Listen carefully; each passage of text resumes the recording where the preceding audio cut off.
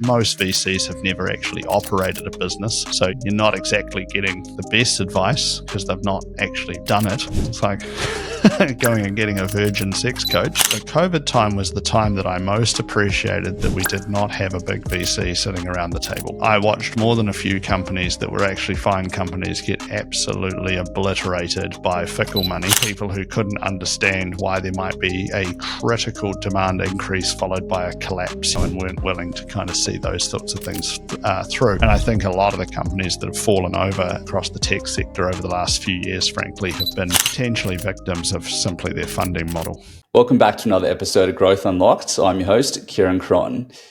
Everyone's chasing speed, but what if patience is the ultimate power move? John-Daniel Trask bootstrapped Raygun over 12 years into what's now a global SaaS leader. Now he's building AutoHive, which is a really interesting AI-first agentic company.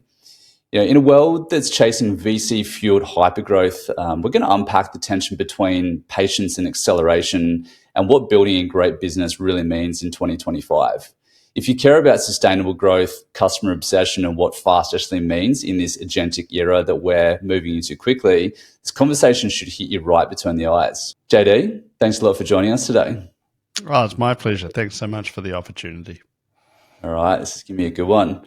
So, JD, Raygun took 12 years to reach pretty meaningful scale. In today's tech world, where do you think most founders, that chase funding and instant scale, and why do you still believe that patience actually wins? Yeah, it's a great question. We built Raygun in 2012. We launched it in 2013, and for that year, we didn't really push the marketing super hard either. It was our first sort of subscription-based product, and up until that point, while we sold other developer tools prior to Raygun under yet another brand, we also co-built a range of companies across New Zealand. So, for example, we were the development partner and equity participant in the building of givealittle.co.nz, for example. And we were doing work in developer tools. We wanted a subscription product, and we also wanted something that would help ourselves, which would be a tool that could automatically report any of the faults that occurred in our software so that we could make them better for customers. That product started to really grow some legs in late 2013, and then in 2014 we realized we actually had a really great product on our hands. So there was a fair bit of pull from the customer base. We were adding more than 100 customers a month at that point. We were getting a lot of attention from folks overseas, and so we started kind of growing reasonably well around that point. We did, you mentioned that we bootstrapped. We had it up until that point. So we'd put in basically, I assume your audience will appreciate the nitty gritty details, but the very original sort of stepping out and starting our own first company, we put in 10K each. There were 3 founders. One of us left pretty quickly. So there was 2 of us left, and we bought our own laptops into it, and it was a case of kind of going, right, well, we're just not going to pay ourselves until we have some money. Let's go do that. And we know how to write code. So first sort of port of call I kind of have is I'm always extremely skeptical of software developers who think they need to raise money before they've built a product. I'm like, no, you can de-risk that by building it first. And in fact, in the age of AI, I kind of would beg the question of why you can't be post-revenue before you go and raise capital either, because it's not that much work to get to that stage anymore. So fast forward back to the Raygun story, we sort of had a good thing going, so we decided that we would raise a little bit of money. And so we raised $1.3 million in Kiwi back in 2014. And the majority of the folks that actually invested with us, they had been people that we had done the joint ventures with earlier. And so you'd kind of potentially describe it as a friends and family round, but that would do a slight disservice that they were all effectively business acquaintances, and people that we had done business with before that came in there. That really gave us just enough to focus on the Raygun product. So we had the classic sort of diagram, the hockey stick, right? The revenue starts going up a lot quicker, and everybody would sort of point to the inflection point and naturally ask the obvious question, what did you do here?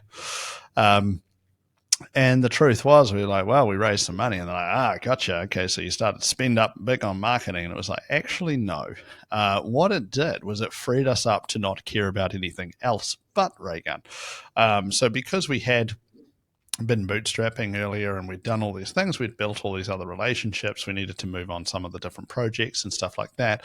And so I always sort of point to that chart more as an example of the power of focus than the power of capital. Capital had enabled that focus, but that was what the driver was. We actually hadn't spent any of that money at that point. We just felt comfortable that we could sort of focus. So that business kind of continued to grow. We did well out of that. It kept on going and going. I moved to the US, as we touched on before the call. We expanded up there. We're 93% export-based business today, so it's never actually really made much sense to do a lot of local Kiwi marketing for Raygun, aside from trying to recruit and support our local communities by sponsoring things. There's not a lot of sort of broad-based marketing that's needed. We expanded into the US. We've got people now spread around the world. It's not a huge company by headcount, and to be honest, I think a lot of especially product companies have learned the lesson the extremely hard way that you shouldn't scale a product company like it's a services business. You don't need thousands and thousands of staff to run one SaaS app, that sort of thinking. And unfortunately, I think, the post-COVID wipeout of a lot of jobs across the tech sector was sort of, I think, symptomatic of overemployment of people in there. We were fortunate that prior to COVID, we were sort of floating around the break-even mark, and so we were in a good position to weather that storm through that time. And to be candid, and this might lead into one of your other questions, is the COVID time was the time that I most appreciated that we did not have a big VC sitting around the table. So I watched more than a few companies that were actually fine companies get absolutely obliterated by fickle money, people who couldn't understand why there might be, a critical demand increase followed by a collapse, and weren't willing to kind of see those sorts of things through. And I think a lot of the companies that have fallen over across the tech sector over the last few years, frankly, have been potentially victims of simply their funding model. Yeah, some really interesting points there, and I guess there was a few that I'd like to dig into, but the part at the end there, I mean, like, what difference do you think there would have been in building the business, or what? How would it have impacted you guys if you had raised more money with VCs? Like, looking back on it now, like, what difference do you think that would have made to the company at that point, or just even where you are today? Yeah, I mean, the question probably could be reframed as like, would we expect revenue to be higher? Probably, probably would have gone and put more focus into growth functions. Having said that, we explored various growth functions where that didn't work, and I actually think that there's just as many companies that get destroyed by too much capital than there are than those who don't have enough. And as a Kiwi, I always like to remind people when I'm traveling abroad meeting customers of the quote from Ernest Rutherford, we don't have a lot of money, so we're going to have to think. Well, the upside is when all your competitors have a lot of money, you can imply the the reverse gets applied there. And that can actually be one of the big mistakes too, is you kind of watch these quote unquote more successful companies doing things, knowing that actually most of them don't work. And you and I would have both read many of these sort of articles that can end up sort of highlighting the fact that you can go through all these rounds of funding and do all this crazy stuff, and actually, as the founder, end up worse off anyway. So why did you bother? Now, I think there's a lot of ego that is in business. It's not to say that I'm purely anti-VC either, by the way. I think if you back to that point of like, you should already be generating revenue, in my opinion. Going and getting capital makes a lot of sense if you have an incredibly high confidence that you are simply going to get more money to gas up the car rather than to try and build the car, right? If you've got a high certainty that every dollar in is going to generate more than a dollar out, sure, go for it. The reality is, early stage wise, it's very unlikely that you actually have extremely high confidence in that. And so that's a big risk. I also think that when you do have too much capital, it can make you really lazy when it comes to the finances and quite wasteful. I still joke, when we even took in that 1.3 million, and to be honest, this person doesn't work with me anymore.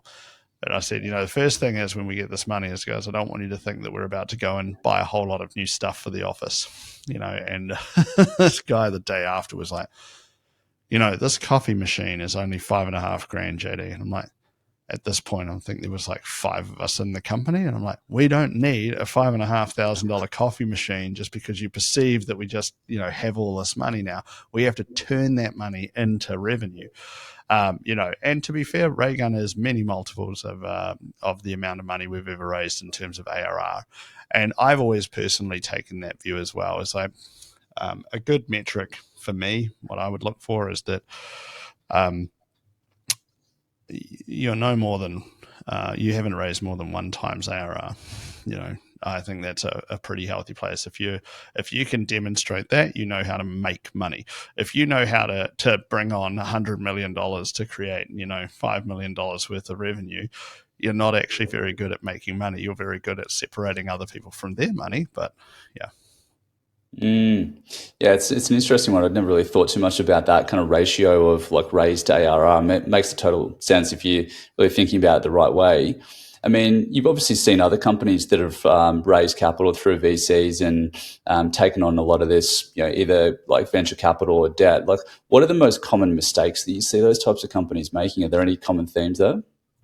Yeah, 100%. I mean, I've been on the board of several companies. I've advised a few people through this stuff, and some of those companies that we were co-investors in, were VC backed as well. So while my little shop is not heavily VC backed, I have plenty of exposure to it.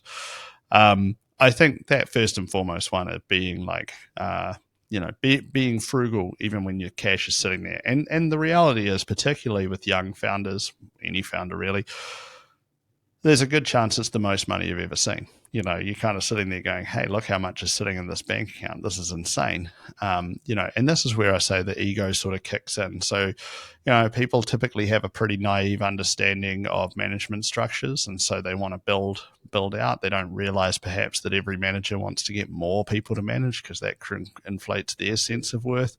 And suddenly you end up with all these companies with way too many people that are really just make work exercises, to be blunt. They're not actually really adding any value. And so they can get quite wasteful and not question every single hire. One of the things we do here at Raygun is quite often write up a job description and be like, I think we need this role, spend a couple of weeks kicking it around and be like, actually, we need like 3 automations and this person needs to do 1 extra part of the job. And that's now a person you don't have to manage and it's not a cost. So just be mindful of that. Being really careful around the governance side. So again, a lot of founders, it's their first time on a board. They might be learning. They're going to make mistakes. They want to try and make sure they've got some really friendly people around that table. And I don't mean friendly like not going to hold you to account, but friendly as in if they work out you're missing information, they're going to help you learn it. So good example for me earlier on with our own board. And we've had board for a long time now, so it's pretty mechanical at this point for me. But Mike O'Donnell, or Mod, as people know him, was really instrumental in sort of giving me a lot of tutoring on the governance side and how all of that stuff operates, which is quite insightful and useful to understand how they operate. But what typically I see when people do go and take a lot of money is the VCs often will end up around the table. They'll typically try and control it. Most VCs have never actually operated a business. So, you're not exactly getting the best advice because they've not actually done it. It's like going and getting a virgin sex coach. It's not probably the best advice you could put around the table. And so like a lot of those things though, where people are afraid or they're new and they're sort of just trying to go with the flow and not rock the boat, and everybody's got different agendas, and all of those things can get quite murky quite quickly. And that can also be the downfall potentially for the founder as well in the company, depending on how quickly they might move to think, hey, we should just replace the founder CEO, which is also a very common occurrence.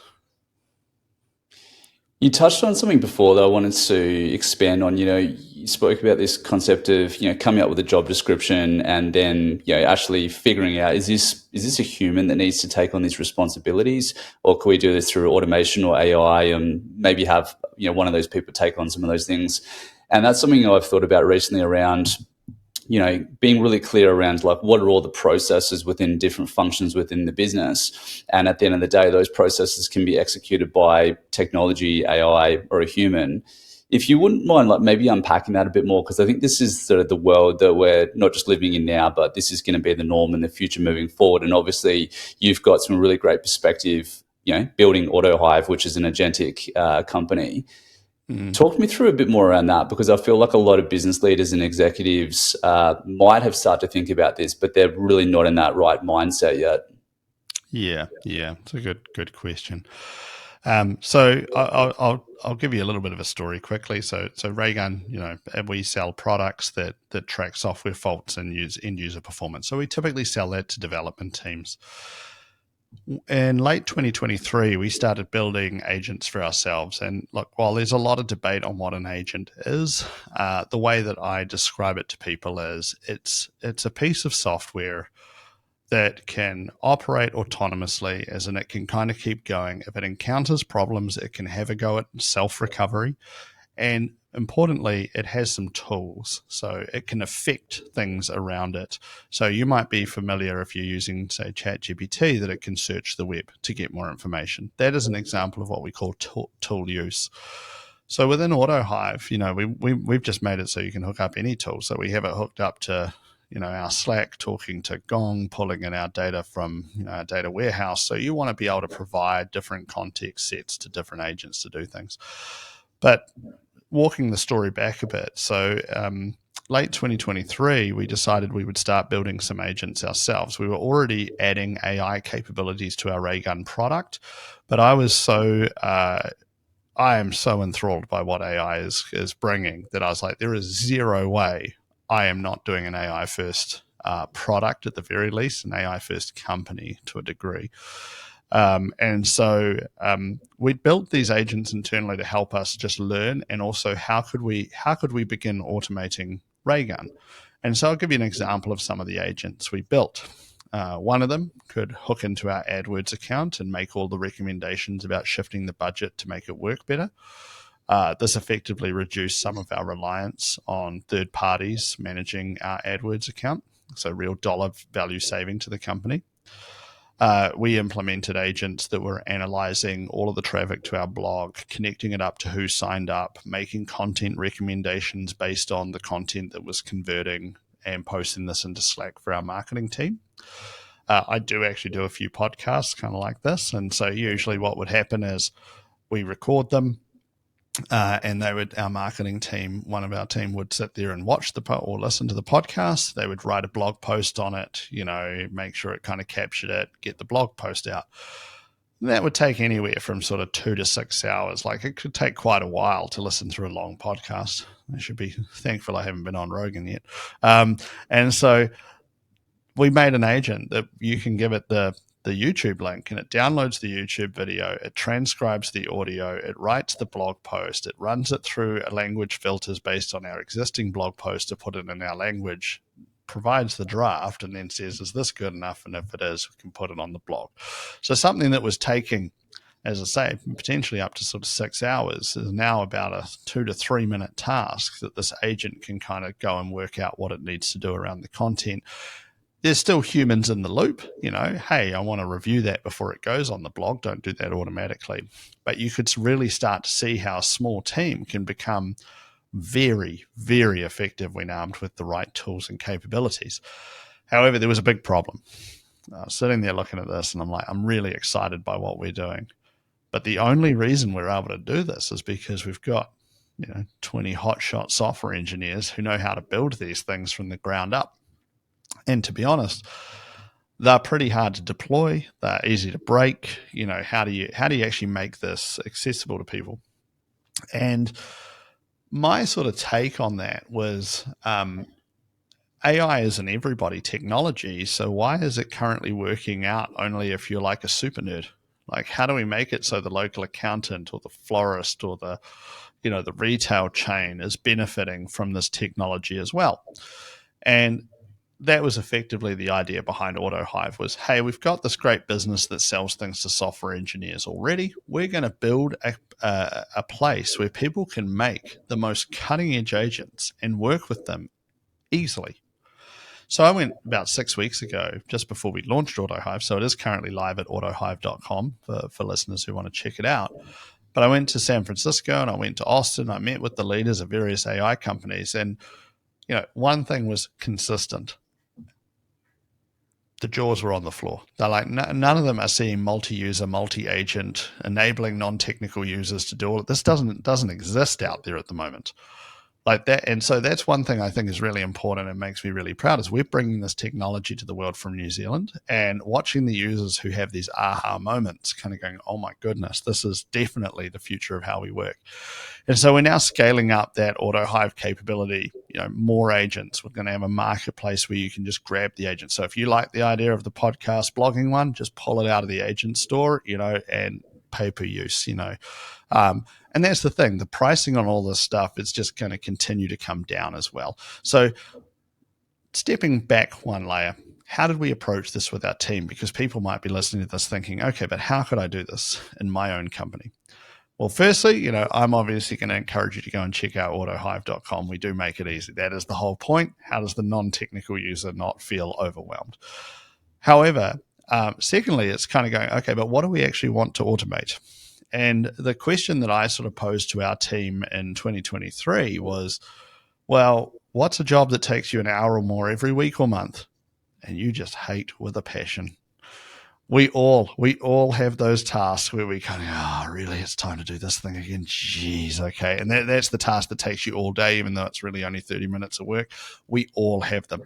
You ask that question of people, and they will immediately be able to list out like 5 things. They're like, this. You're like, okay, just start there. There is no reason why a business shouldn't elect to simply automate some things that improve the quality of life and operation of the organization for the existing team. That's a really safe way to start because it's internally focused. You can learn the lessons together. You're not putting the brand at risk publicly. All of these sorts of things can be tried.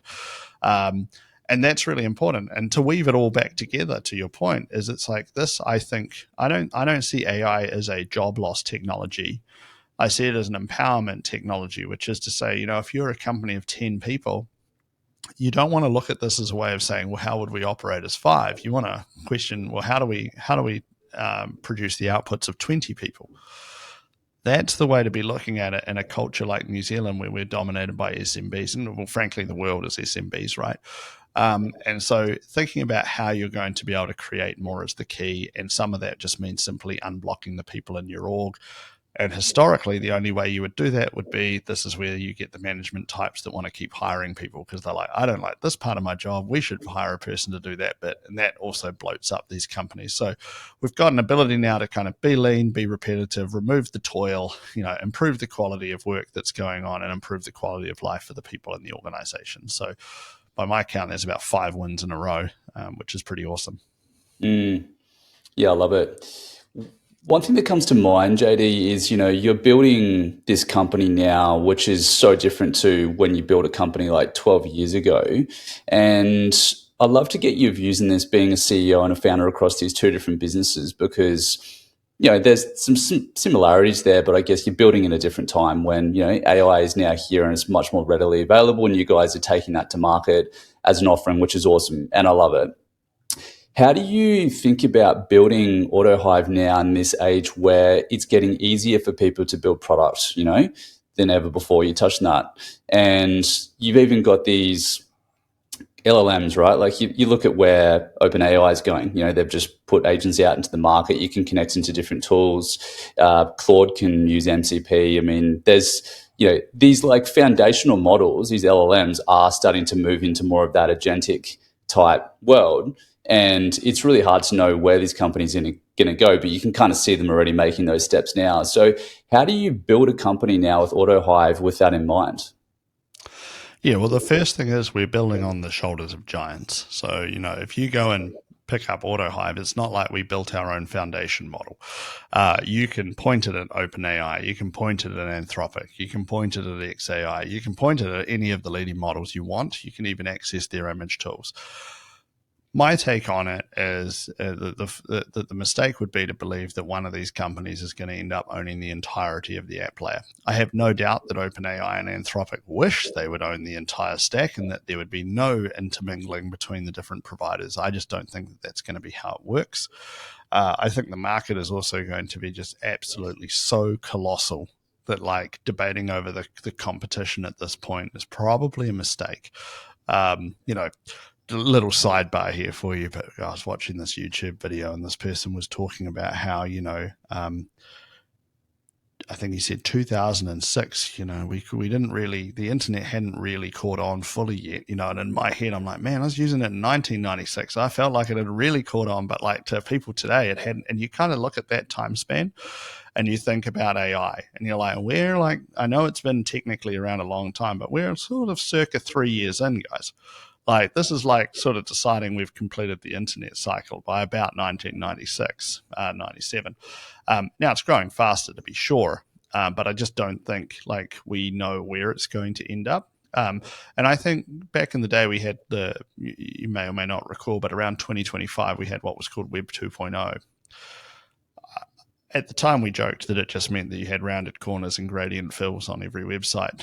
But in reality, I think that was the turning point where you kind of said we could adequately rely on the internet being a first-class channel to market. We can reasonably expect a user to have the internet. I think we've got a long way to go on AI. I think some of the stuff that we're doing with these chats and all of that is actually extremely primitive. And so I use the analogy back to Microsoft when they had their big internet tidal wave memo in late 95. Bill Gates sort of says, hey, we're going to have to turn this company around. The internet's going to destroy us if we don't adapt. And so they're like, we're going all in. And, like 18 months later, a version of Word ships and it lets you put a hyperlink into a document, and it's like, that's where we are in AI right now. This is not AI first. This is not AI native companies yet. We're currently we've got bolt-on things. So I refer to these as kind of the sprinkle stage. And this was exactly why. So Raygun, for example, has some AI sprinkles in that product. It can, given a software error, it can tell you how to go and fix it. It's cool. Does it mean that at the core it's an AI-based product? No. AutoHive is an AI-first product. And so that's where we sort of challenge ourselves to sort of say, hey, given any business problem that we have, let's at least start the conversation with, can't an agent do this? And if not, why not? And ultimately, that either leads us to expanding the capability of the platform ourselves, but more often than not, realizing, absolutely right, we could just make an agent that does this. And then now it's a repeatable, reliable piece of process for the business that can execute. And so that's been really kind of cool to see. I, to your question, do spend a lot of cycles thinking, but what does like the AI native business of the future look like? Now, I'm definitely going to go down the philosophy side on this for a second, but I ultimately think that we might be seeing the end of the big business. Something I learned a few years ago reading some old biographies is, while there was the East India Trading Company, until sort of the early 1800s, there really wasn't such a thing as having a giant business. The likes of Standard Oil, the likes of Cornelius Vanderbilt's empire and the whatnot, the age of the quote unquote robber barons, that was really the rise of big business. So a lot of people don't know, like if you were to incorporate a company in 1800, you would incorporate it and you'd put on the same document the date it was going to be shut down, right? You didn't sell a business. You didn't even really think about the shares in the business. They weren't a real thing back then. It was much more primitive. People didn't ask the question of like, who's got a job for me? They would start a small business and sort of ask the question of, how do I provide value to other people? And my kind of thinking on this is to sort of ask the question, like, why do we need big companies? Now we may have needed them for the economies of scale as globalization kicked off and the ability to travel and all of that sort of stuff. And I remember saying a couple of years ago, I think that when it comes to the potential for job loss of AI, the folks most at risk will be the people in the largest companies. If you're working in a company and it's got tens of thousands, if not hundreds of thousands of employees, the ROI calculation in that business is just going to be so lopsided for when they start getting with the program that you're going to face a lot of risk. And you're kind of starting to see this kick off with a couple of the mega techs right now. That's sort of beginning. They're largely kind of going AI plus immigrant equals good enough. It doesn't necessarily mean that there's a pure job loss, but it's no different to the old offshoring labor price arbitrage going on at the moment. And I think to be honest, I think it's kind of gross watching it all play out. But ultimately, it kind of go back to, do you just end up in a situation where there's a bunch of small businesses, they can actually deliver products and capabilities as though they are of any size necessarily to deliver that, and is there a lot more products for people in the world? And I think that might be the way it goes. Now, to be super clear, I also love the Warren Buffett quote of I can tell you what's going to happen. I just can't tell you when it's going to happen. This might be a 20, 30 years away kind of hypothesis that I'm presenting. But yeah, I just think there's a lot of stuff that's not core to a business that ends up taking up a non-trivial amount of time, and that starts eating up and scales with all growth of headcount in a business, which can be a big inhibitor to being agile. Just to be clear, proper agile, not bullshit certification agile. I mean, yeah, I think I saw in the news recently, in the last month or so, that Microsoft laid off another 19,000 staff, which, like you're seeing it, right? Like a company that's, got a large stake in OpenAI, like massive business. I don't know what their headcount is if they're over 200,000 employees, but you're now starting to see that with these major companies, right? So I think you're bang on there. Yeah, you're also seeing some odd behaviors too, which is, the question is, why have we not seen transformational tools from the likes of Microsoft? Because, regardless of, depends. I mean, if you're listening to me in a Deloitte office, you probably think Copilot's great, but if you've actually used the tools, you'll know it's pretty crap. And so you've got these large mega techs that are mostly predicated on per seat licensing, right? So you've got the office business sort of operating.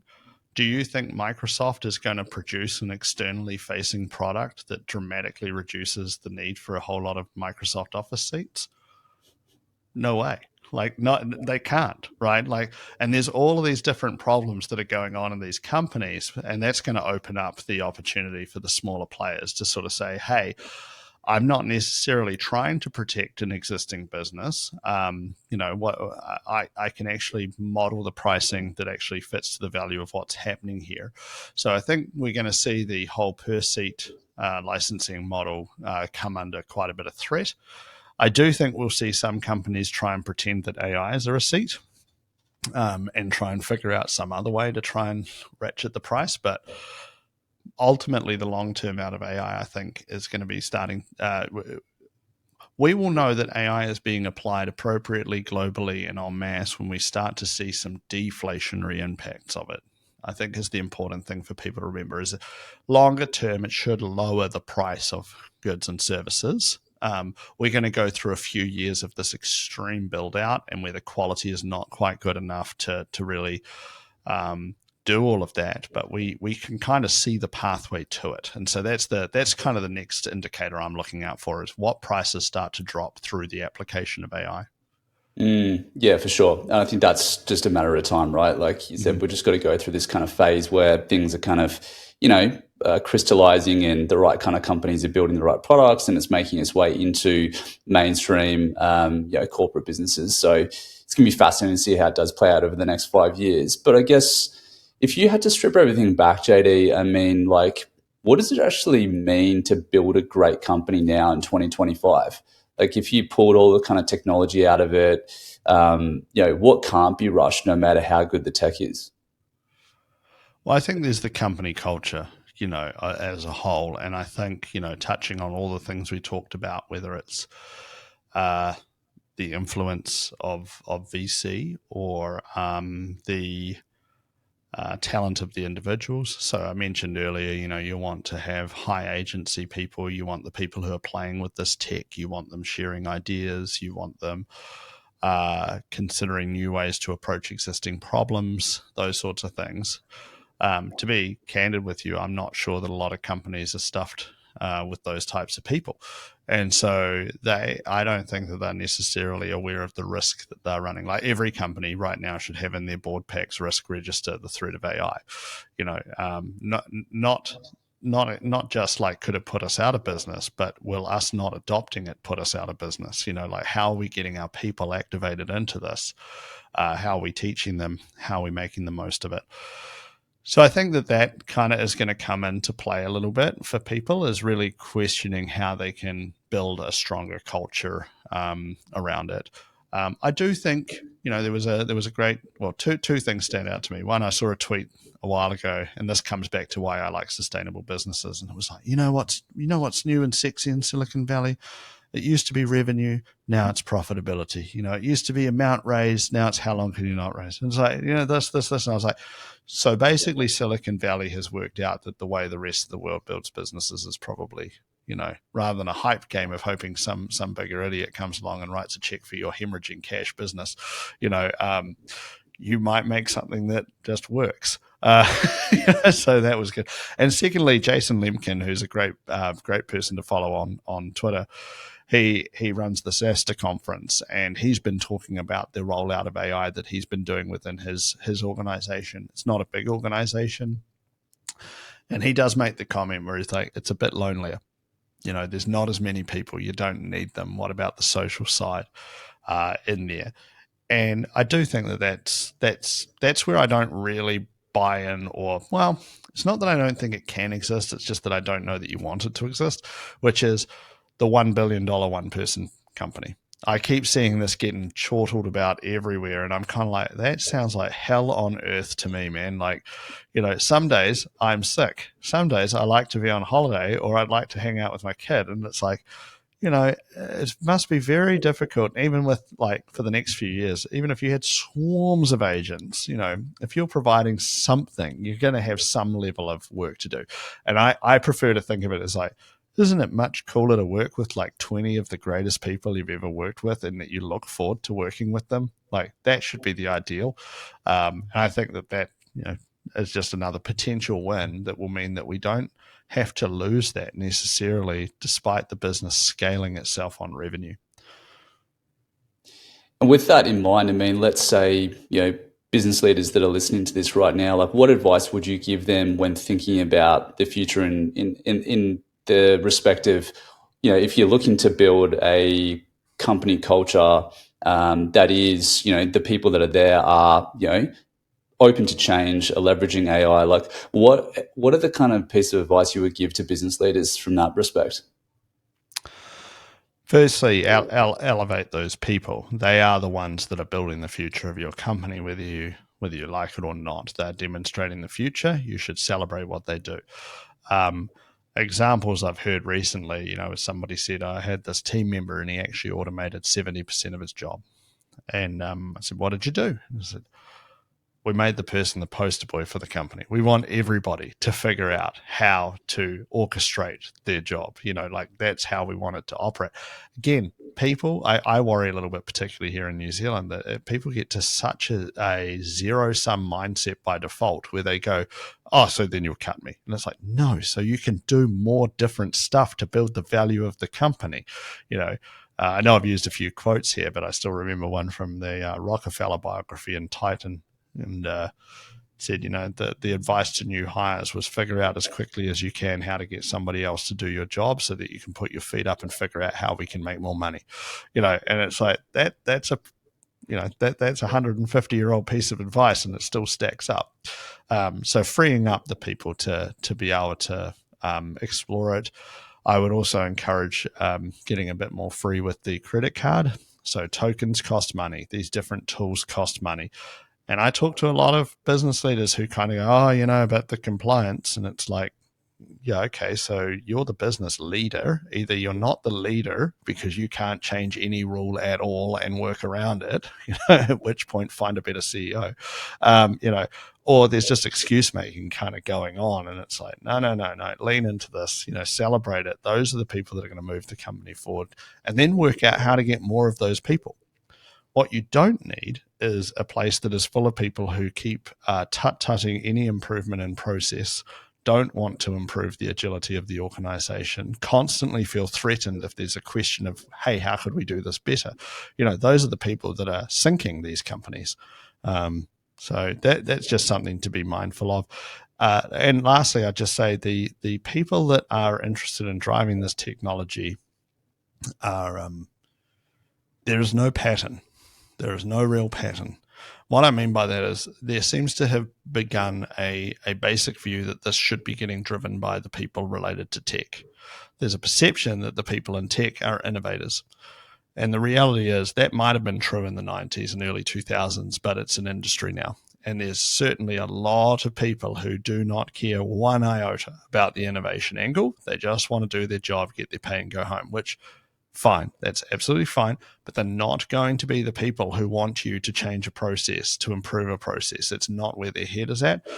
You need to find the ones who do want to make those changes, promote them, freely give them cash to explore the tools and whatnot, encourage the use of this stuff, and create a culture and environment that means they're safe to make mistakes as they play with it.